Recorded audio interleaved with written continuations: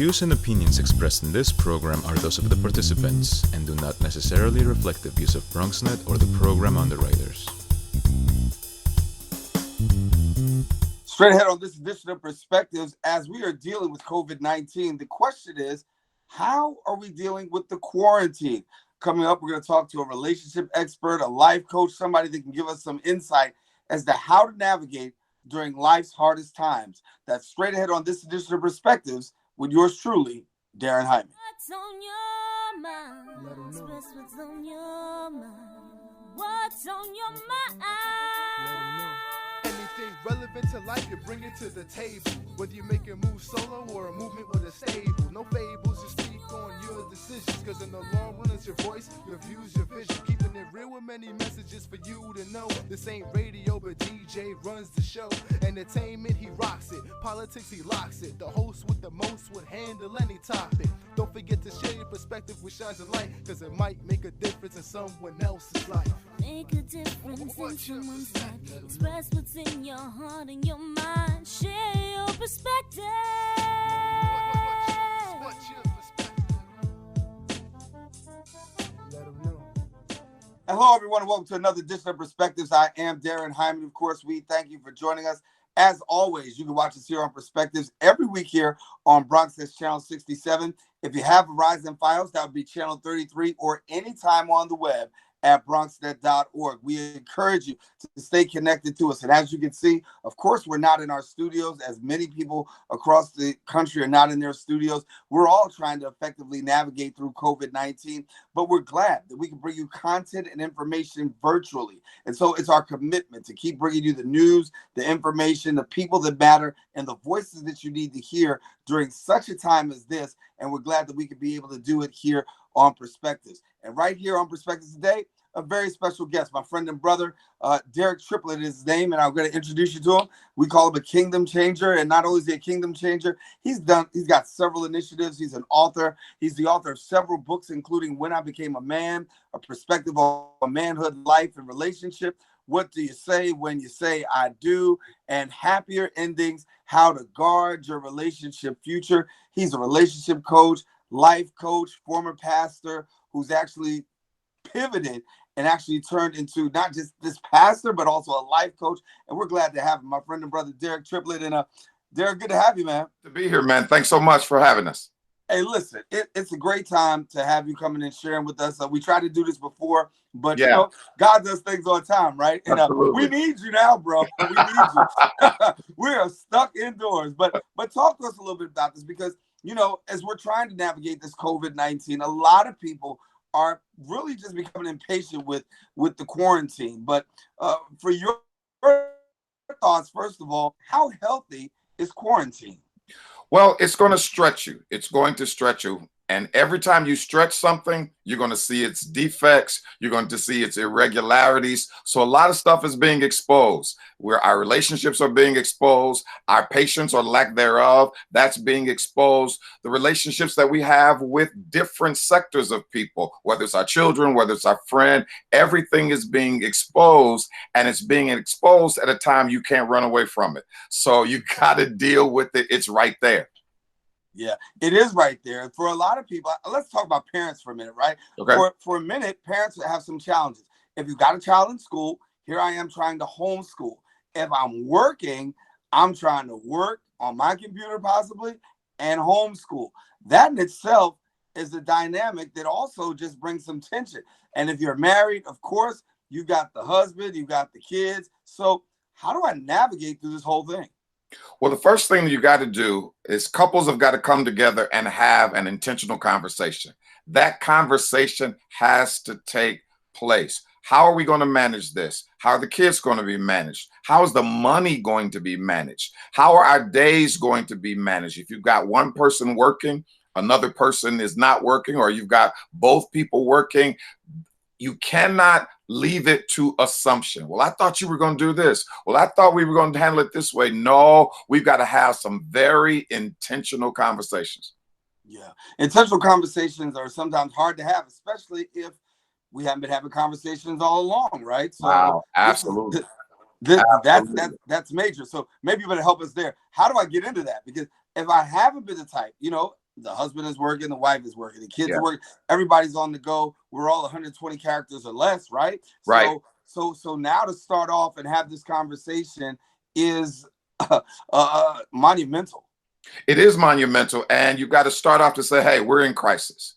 Hey, listen, I know we haven't had the kind of relationships that we possibly should have had. And especially if you are a parent working all the time and you've got a teenage child, you may have to reintroduce yourself to your child and say, hey, I'm your dad. And I'm the one that helped to bring you in the world. And what do you like? What do you do in your spare time? You may have to reintroduce yourself to your kids. Once you get through that, let everybody know, listen, this is not going to be perfect. This is not going to be optimal. But we are here and we've got to work together to get it done. So let's lay this thing out. And the challenge is that many of us aren't good at negotiation, especially if you were raised in a family, especially say the man, I'm the boss. This got to be some negotiation and everybody's got to figure it out. And it may take a day, it may take a couple of days, but you bring up a good point, Daren. We could save a lot of relationships and we could save a lot of drama if we were really capable of having difficult conversations. Most people who can't really converse avoid the difficult conversations, and they'll lose relationships and lose families and lose friendships because nobody wants to deal with having the difficult conversation. Yeah, we talk about how, this could actually save a family. Right. But in many cases, it can also destroy, given the fact that if there is that unhealthy tension and there is that toxicity, is this a good time for, because quarantine, we're struggling with our feelings. Some people are dealing with anxiety and worry and stuff like that. Is it a good time to get together and talk, especially if I'm a person that already has anxiety? Do I do it anyway? It's interesting. You don't want to add pressure to the moment. Here's why. Right. Because if something's getting ready to go down that is going to really hit me in the gut, I have nowhere to go. I have no escape. I can't go and say, hey, I'll be back in a couple of hours. No, everybody's in the same space. And yes, depending on the community that you live in, you can go for a walk and that type of thing, but we don't have any diversions. So this isn't necessarily the time to say, you know what? I haven't enjoyed this relationship in 12 years. No, it ain't the time for that. It's the time to just deal with crisis management so that you don't add pressure to it. Unfortunately, right now, divorce rates are going up. Unfortunately, right now, domestic violence is going up. Yeah, you broke into what I was getting ready to talk about, right? Because people can't handle it. Right. Well, let me do this. Let me take a quick break. Come back with more. We got Derek Triplett, our guest here on Perspectives. Coming back, we're going to talk a little bit about the domestic violence piece. And in addition to the domestic violence piece, we're also just going to talk about how this is really affecting in communities of color in a disproportionate kind of way. That's coming up next here on Perspectives. Stay with us. Coming right back right after this. Why should young people care about the spread of coronavirus? Well, we know that people with underlying medical conditions over the age of 60 are at highest risk, but they've got to get it from somebody. So we're asking everyone to be selfless for others so that we can protect those who are most susceptible. Not going to bars, not going to restaurants. It all just means physical separation so that you have a space between you and others. For more information on how you can social distance, please go to coronavirus.gov.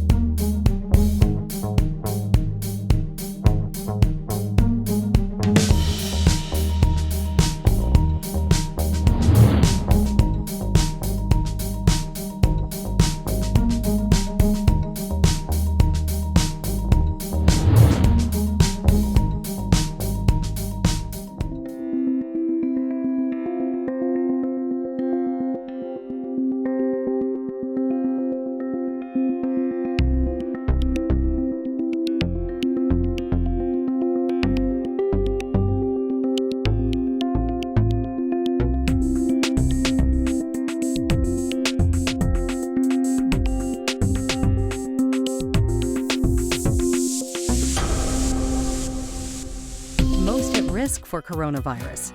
People over 65, people with underlying medical conditions like heart disease, chronic lung disease, asthma, diabetes, people undergoing cancer treatment, and people with weakened immune systems. What should you do if you or a loved one is at higher risk? Avoid close contact with people, avoid crowds, stay home if you can, wash your hands frequently, learn more ways to protect yourself and others at coronavirus.gov.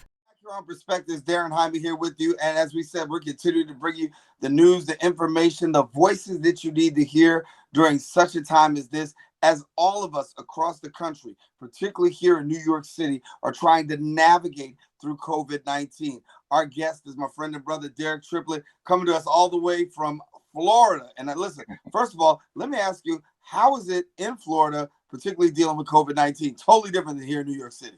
Totally different than New York City, but one of the differences that we don't like is that we're dealing with a lot of ineptitude here, and we're dealing with a lot of rebellion here. So you still have people who aren't staying at home. You still have people who are out without masks. You still have people trying to go to the beach.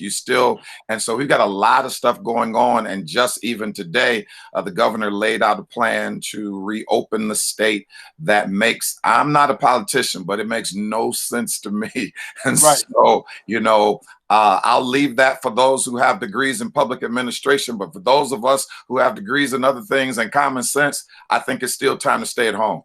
Right. I mean, I was going to say, I got a degree in common sense. And when we look at what's going on around the country, you got to ask the question. Now, I know that we're in the hotbed, and I know that we're in the epicenter. So, of course, our situation is going to be a whole lot different than a lot of places around the country. But when I look at a place like Georgia, with the governor, with Kemp, and as I said earlier, he's the man that also purged people from the voter rolls. Now you're giving people who've got stimulus checks the opportunity to go out and you're telling them to go to barbershops and beauty shops and stuff like that. Motive has to be questioned during such a time as this. But what are you dealing with? Because I know that when we talk about being disproportionate, this virus is definitely affecting communities of color, particularly African Americans, in a different kind of way. What are you saying to people who also walk in this kind of fear? It is a difficult time because we are living in the African American community. We have food deserts in many cases already. So before COVID-19, we were living in food deserts. In many cases, you've got urban areas that aren't safe, so people aren't exercising as much. And we've discovered, or have been told, that the better shape you're in physically, the greater the possibility of you surviving COVID-19. And so we've got a lot of people in African American cities who already have pre-existing conditions. And those pre-existing conditions aren't because we are just haphazard. Those pre-existing conditions aren't because we just have bad diets, but in many cases, we don't have access to healthcare, access to great food, access to the opportunity. And in many cases, our medical centers and hospitals aren't as good. We look at the guy in, I think it was Michigan, who ended up dying from COVID because 3 different hospitals, ER, turned him away. That doesn't happen, I don't think, if you're not of ebony hue. So one of the things that we've got to do in the middle of this COVID-19, and it may sound trite, but we've got to make sure that we are registering for the census and all of that so that some of these numbers can change. You mentioned Georgia. Man, I cringed about 3 weeks ago when one of the persons who is in the state house in Georgia made the whole thing political when they were talking about mailing out ballots to everybody. And he said, no, if you mail out ballots to everybody, we'll never be able to elect a Republican again. And I'm like, what? Is this really about party? Is partisan that great? So you have a situation where we're confined in many ways, and it's becoming a little dangerous. Yeah. Let me ask you about how to explain this to the kids, right? Because everybody's got kids at home. Right. Well, not everybody, but most people have kids at home. And if they're, even for my kid, he's 21. It was a little bit of an easier conversation, but yet and still, it's a conversation. And that conversation wasn't easy to tell somebody that we're in the pandemic, and then to talk about the fear factor of what the ramifications are. this isn't an easy discussion or dialogue in a house to say, you know what, stay your butt indoors, because this is the end result, because death can come if we don't do right. That's a hard dialogue. It's a difficult dialogue. I've got a 14-year-old at home. And so to tell him, hey, your whole AAU season is canceled. To tell him, hey, we just made the middle school basketball team and 2 weeks later school was canceled. So to tell him he can't go play with his friends, and it's a difficult conversation. Imagine it trying to explain it to a 7-year-old. Imagine it trying to explain it to an 8-year-old without propagating the fear, and to explain it in a way that gives them a sense of peace. Mom and daddy got you, but we are in a difficult time. And parents, in many cases, were not built to handle this level of crisis and to homeschool. So that's why it's really, really important that those conversations happen, but also that you look for triggers in each other when the stress has gotten to a point that I need to pull back. It's going to be really important to watch the people who live in your house to say, oh, okay, I know his trigger points. I know what he does or she does when they're overly stressed, so that you can give them that out. Yeah, talk to me before we go to break about this tension. If there is tension in the house, which we know, right, that a lot of houses are filled with it. We ain't gonna fake the funk. We're gonna be real. Right. So if there's this tension in the house, can you give us some real simple keys in terms of trying to hopefully de-escalate and be able to get to the place so that we can at least be able to coexist? And even if not coexist, well, yeah, at minimum coexist. Right. We all got to get ready to sacrifice. We all have to get ready to sacrifice. And what we're hoping is that you love the people that you're in the house with. Now, we know everybody doesn't love everybody that they're in the house with. Some people are there for convenience. So what I'm asking people to do is care about the common good. Just care about the common good. Our options are limited. Care about the common good and make the sacrifice not to be the antagonist. Don't be the person who rattles everybody's cage. That's important. An antagonist, we can go there. Listen, got to take a quick break. Got more with Derek Triplett. Our final segment coming up here on Perspectives. Stay with us. We're coming right back right after this. When taking public transportation, don't touch your phone. Carry hand sanitizer and use it immediately upon leaving the bus or train. Avoid touching your face. If someone is coughing or sneezing, move away. Wash your hands with soap and water as soon as possible. Limit contact with poles. If possible, avoid rush hour. Don't eat or drink on public transportation. Keep your bag off the floor or other surfaces. Avoid directly touching turnstiles. Stay up to date with the latest from your local health department and CDC.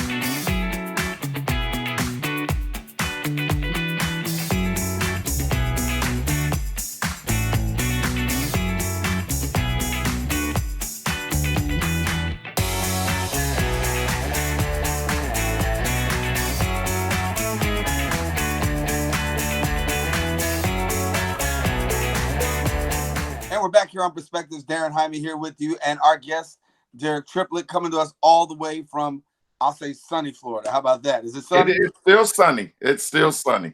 Yeah, it's still sunny. Well, we appreciate you coming and sharing with us here and really sharing these really valuable tips, because I think that it's important that so many times, particularly in our homes, we're taught what goes on in the house stays in the house. But if we don't treat this right, our stuff is going to bubble outside of the house. Without question. And it's going to be real important to know, one, that there's help.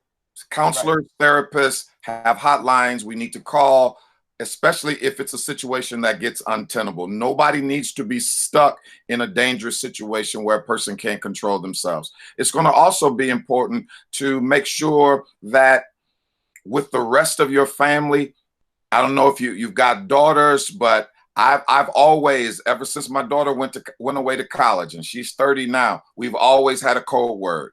And there's a code word that if she says that word, I know drop everything and get there. It's going to be very, very important that people who are in difficult households make sure that your extended family knows how to reach you. Your extended family knows how to rescue you if necessary. But those of you who have the problem, those of you who are bad at negotiation, those of you who are bad at not getting your way, and those of you who know you either have the mental or the physical or the financial power in the home, I again ask you, I beg you to think about the common good.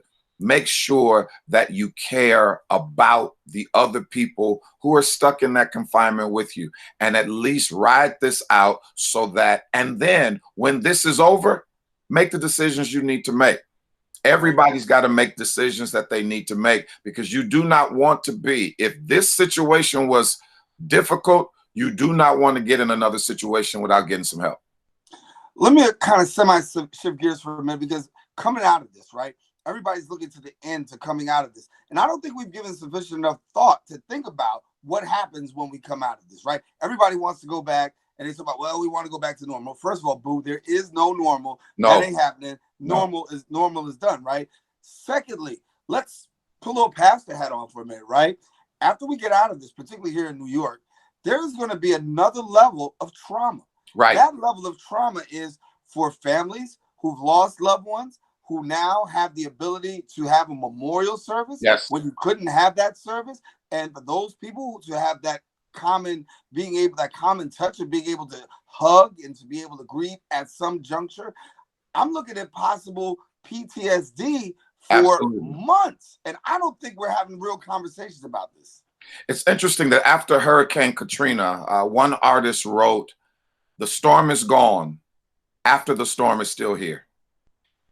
It's after the storm that we're going to have to deal with in whatever the new normal is. We don't know what the new normal is going to be. We do know there's going to be a new normal. And whatever that is, we need to be prepared and ready for it. And I think people like yourself and others who were already prepared for a broader approach to kingdom activity are going to be ahead of the game than those who simply had podiums and altars, because this is going to be beyond just the podium and the altar. There's going to be PTSD. There are going to be financial difficulties that are going to last for months and years. And then there are those who are going to be dealing with this grief, as you say. I think it's going to be really, really important that we access as many counselors and as many therapists as we can. It might not be a bad idea to have one on staff. It's going to be just that serious, because this is going to go on for some time. Nevertheless, we're resilient people. Nevertheless, we make lemonades out of lemon. And so it's very, very important that we set a new norm and that we move from survival mode to rebuilding mode. You don't want to just stay in survival whenever this comes out, because what all of us are going to find out is that even with staying at home, we're going to find out coming out of this that we are more fatigued than we thought because of what crisis drains you, takes out of you emotively. So all of us are going to have to figure out, especially leaders, all of us are going to have to figure out how to get some real rest coming out of this thing so that we're not trying to pour from an empty cup. Yeah. Let me ask you the question. What has been the biggest adjustment for you in all of this? Biggest adjustment for me, because I work from home. So the biggest adjustment for me has been not being able to have an outlet or have a diversion to be here all the time. The second biggest adjustment, real talk, has been financially, because I travel to speak. I travel to give conferences. I travel to coach. I travel as an itinerant pastor and preacher. So engagements are gone. So it's forced me to say, okay, coming out of this, how do I redirect my gifts, talents, and abilities to create different streams? And here's the crazy part. I was having this conversation the other day. How do we start building revenue streams that don't cause for people to gather? Because everything that I do that is not virtual requires people to gather. Right. And so how do we do that? That's been a big, big shift for me. Yeah. Well, before we go, let me get you to get a final thought for those who are trying to navigate through this season. You're an expert in this field. Talk to us a little bit about fam. God is through. Give us some words. Couple things real quick. Listen, everybody make a sacrifice. Just know that. Everybody in the house has got a sacrifice. Get that off the rip. Know that everybody's not going to have all that they want. Just know that, accept that, and then finally recognize that there's a contribution that you can make to somebody else's happiness. There's a contribution that you can make to somebody else being able to survive this. One of the greatest powers we have is that we have the power to make somebody else's day. So make a contribution to somebody else. And please don't forget, and I hate to bring this up at the end of the show, but please don't forget about the senior citizens who are in many cases already feeling alone. Make sure you call your grandmama. Make sure you call your grandfather. Make sure you handle that business. Yeah, here in New York, we have that running joke between New York Governor Andrew Cuomo and his brother Chris Cuomo on CNN. Call your mama. Yeah, call your mama. Everybody got to call their mama. Listen, I don't have to call my mom. I got to call my sister. So I'm going to end the show right here. So after I get off this, I'll go ahead and call my sister. Derek, good to have you, man. Good to be here. Thank you so much. No, we're going to have you back again. And so I certainly appreciate it. God bless. Bless you, man. All right, Derek Triplett, our guest here on Perspectives. Daren Jaime here with you. Tell you, listen, we've had a great show. Want to thank you for tuning in. Now, listen, you can catch Perspectives every week here on Bronx's Channel 67, Verizon Files Channel 33, and on the web at bronxnet.org. For Curlew, Lindsay, myself, and all of us who work on Perspectives, thank you. God bless. Listen, we'll talk to you soon. Until the next time we meet, stay safe and share your perspective. You never know. It just might make a difference in somebody else's life. Be safe, everybody.